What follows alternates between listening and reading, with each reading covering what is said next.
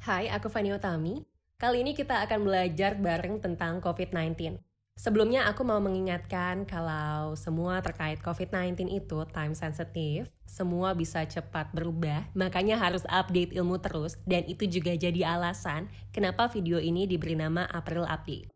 COVID-19 adalah istilah penyakit yang ditetapkan oleh WHO, di mana merupakan singkatan dari COVID untuk coronavirus, D untuk disease, dan 19 untuk 2019. Karena penyakit ini pertama kali ditemukan pada bulan Desember 2019 di Wuhan, China.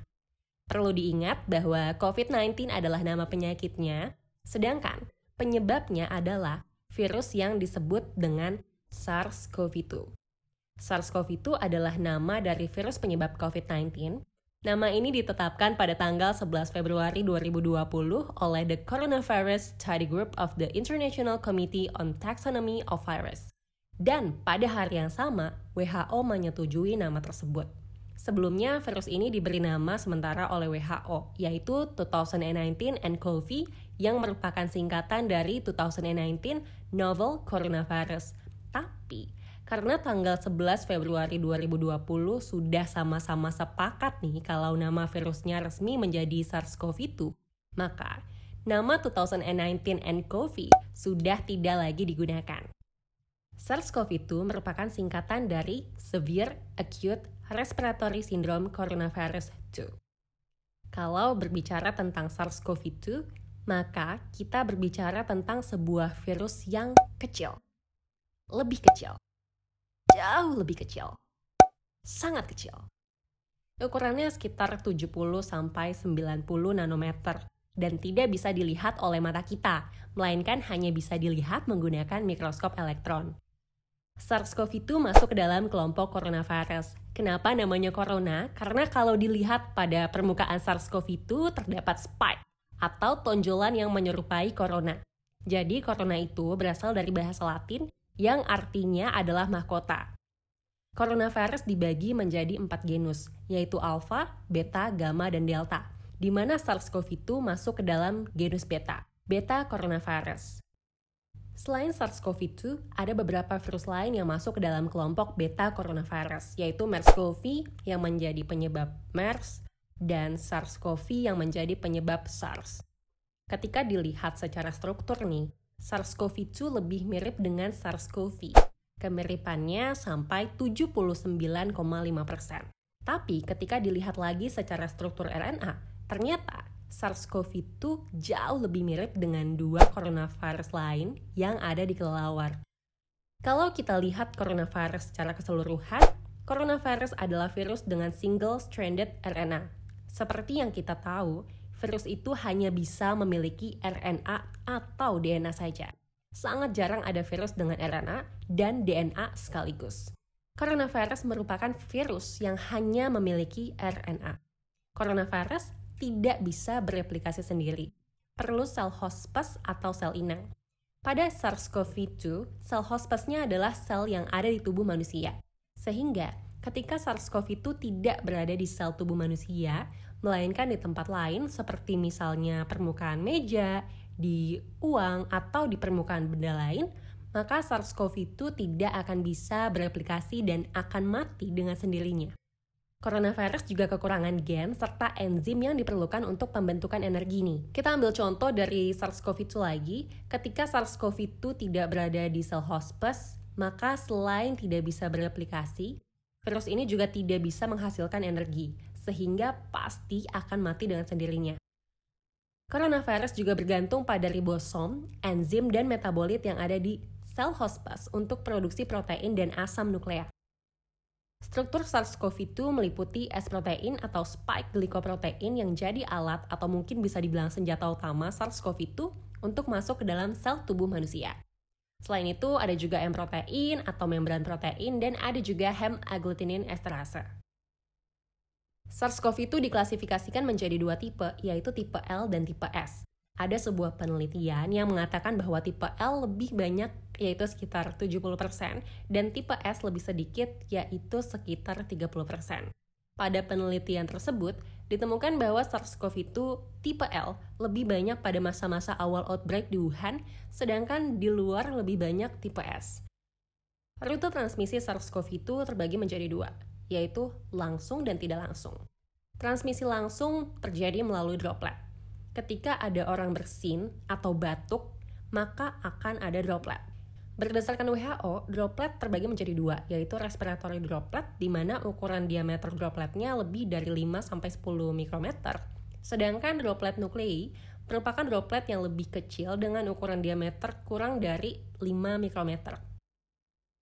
Rute transmisi tidak langsung adalah melalui benda, seperti misalnya ada seseorang dengan COVID-19, bersin atau batuk, dan tidak melakukan pencegahan yang benar, maka droplet tersebut bisa menempel di permukaan benda seperti misalnya tombol lift, gagang pintu, dan permukaan benda lainnya. Dan orang yang sehat ketika memegang benda yang ada droplet tersebut dan tidak cuci tangan tapi langsung memegang mata, hidung maupun mulut, maka SARS-CoV-2 bisa masuk melalui mukosa tersebut. SARS-CoV-2 masuk melalui saluran pernafasan. Ketika SARS-CoV-2 berhasil masuk mencapai alveolus, maka virus ini akan masuk ke sel target dengan cara berikatan dengan reseptor yang bernama reseptor S2 yang ada di permukaan sel. Salah satu sel di tubuh manusia yang memiliki reseptor ini adalah pneumosit tipe 2. Seperti yang kita tahu, pneumosit tipe 2 adalah sel yang menghasilkan surfaktan di alveolus, dan jika SARS-CoV-2 berhasil menginfeksi pneumosit tipe 2, hal ini bisa mengganggu produksi surfaktan di alveolus.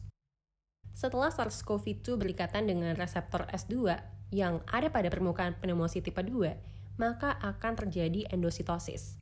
Sebetulnya, mekanisme SARS-CoV-2 masuk ke tubuh manusia tidak sesederhana ini, teman-teman. Karena pasti akan ada respon imun di dalam tubuh manusia. Tapi penjelasan lebih detail terkait respon imun akan kita bahas di video lain. Di dalam pneumosit tipe 2 akan terjadi replikasi. Proses replikasi ini akan mengganggu sintesis protein daripada pneumosit tipe 2 itu sendiri, sehingga pneumosit tipe 2 bisa mengalami kerusakan dan akhirnya menjadi lisis atau pecah. Ketika di alveolus mengalami inflamasi karena SARS-CoV-2 bereplikasi, maka hal ini akan mengganggu pertukaran oksigen dan karbon dioksida.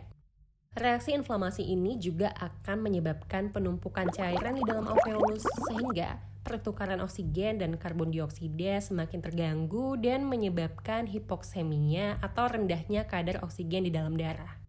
Jika kerusakan terjadi sangat berat, dapat menimbulkan ARDS atau Acute Respiratory Distress Syndrome, bahkan sampai kematian. Dan kita tidak ingin hal itu terjadi.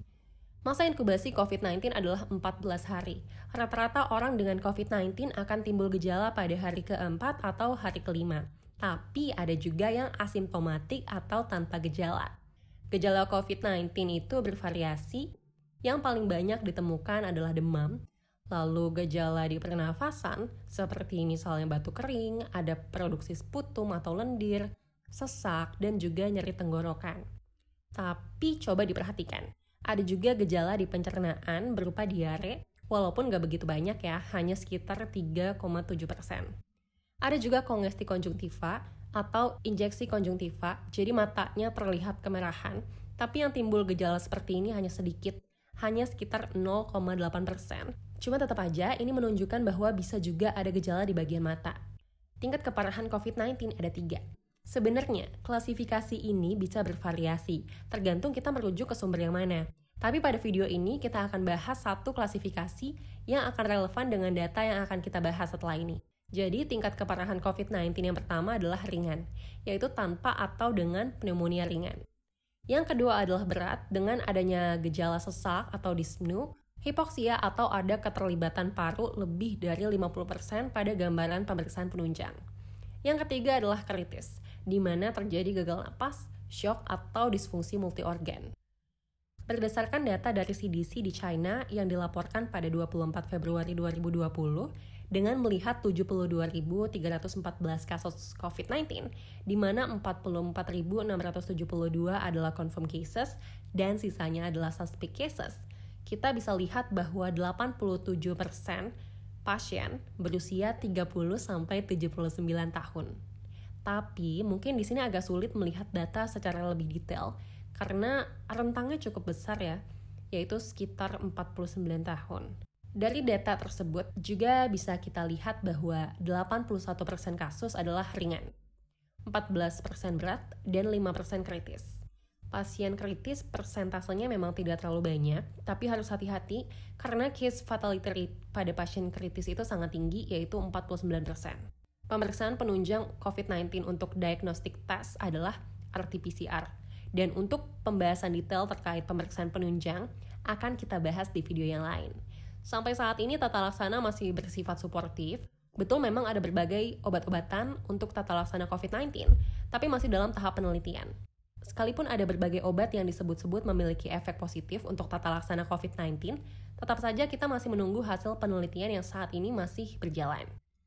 Lalu untuk vaksin, ketika video ini dibuat, belum ada vaksin untuk COVID-19.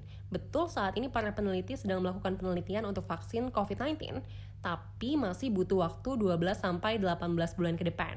Dan itu pun kalau penelitiannya berjalan lancar. Mungkin bagi kita 12-18 bulan adalah waktu yang sangat lama.